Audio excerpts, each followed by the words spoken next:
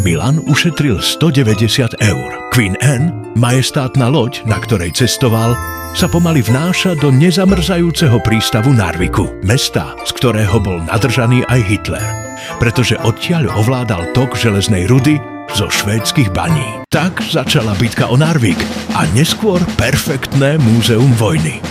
Na lodi predávajú lístky na legendárny Arctic Train. 200 eur za hodinovú jazdu vlakom po trase, kde sa kedysi vozili suroviny pre nacistickú armádu. Ešteže má Matiasa, ktorý zistil, že za rovnakú trasu jazdia aj švédske železnice, no len za 10 eur. Milan sedel v lacnom švédskom vagóne. Za oknami sa myhali sivé fjordy a oranžové stromy, ktoré sa držali skál, akoby bojovali o život. Vystúpil v Björnfjelle, malej osade na hranici Nórska a Švédska. Nič tu nie je.